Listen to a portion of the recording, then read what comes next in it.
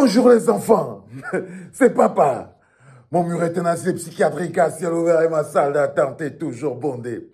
Bienvenue à la clinique les enfants. Tu te demandes pourquoi je rigole même non? C'est parce que mon gars Sébastien G. Elundu, il a encore frappé.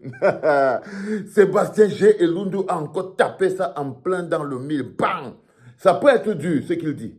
Ça peut être un peu dur ce qu'il dit. Mais on est vraiment, quand on dit en étonne chez nous que Bi ne me signe. Quand on est au me signe, c'est qu'on s'amène chacun d'un côté. Et c'est intellectuellement. Sébastien Lundo a donc sorti un bazooka derrière quelque chose. Il écrit ceci. Sébastien, tu permets que je mette la voix, non? Permets que je mette la voix, Sébastien. Tu veux que je te dise quoi? Les nordistes donnent des leçons de mobilisation derrière leurs frères. Les nordistes vous démontrent comment on se mobilise derrière son frère.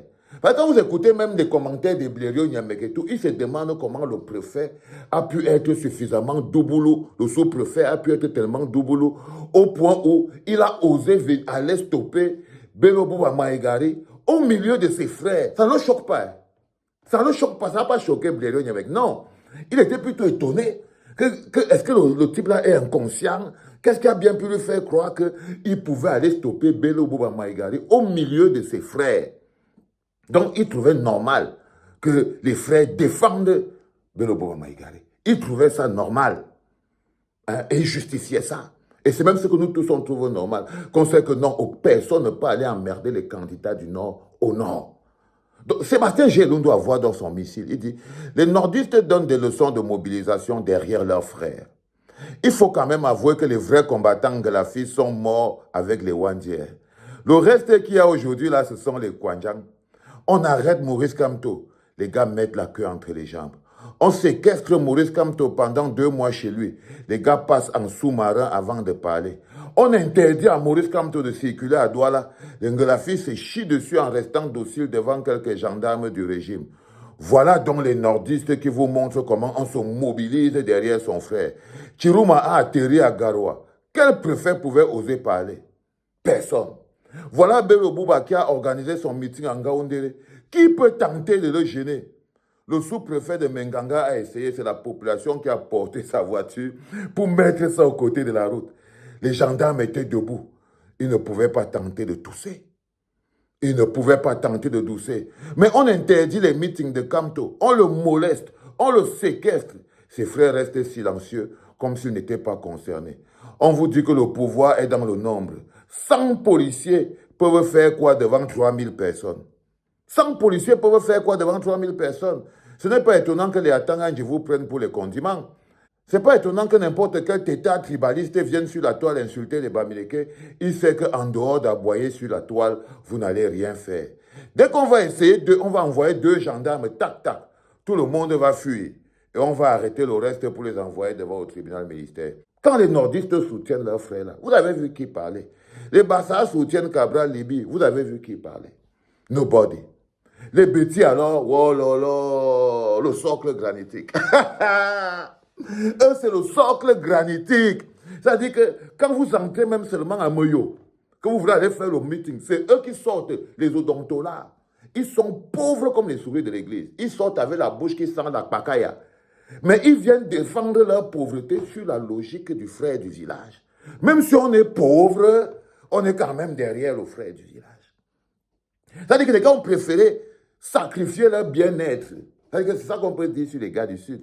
Ils ont préféré sacrifier leur bonheur pour le bonheur d'avoir le frère du village, dans le soutien du frère du village, dans l'incompétence, dans la destruction. C'est-à-dire que les bêtis, eux, ils ont décidé de... D'abord, ils ont accepté la pauvreté. Et ils ont dit qu'ils vont même maintenir dans tout le pays dans la pauvreté en soutenant le frère du village accroché sur le dos, quoi. Mais il faut voir comment les Bamileke sont timides pour affirmer leur soutien à Maurice Kamto, alors qu'ils savent que c'est le seul qui fait peur au régime. Il faut voir comment les Bamileke sont timides pour affirmer leur soutien à Maurice Kamto, alors qu'ils savent que c'est le seul. Alors qu'ils savent que c'est le seul qui fait peur au régime. Mais comme il est tout le temps isolé, c'est comme ça que le régime le malmène. Oui. Mais comme il est tout le temps isolé, C'est comme ça que le régime le malmène.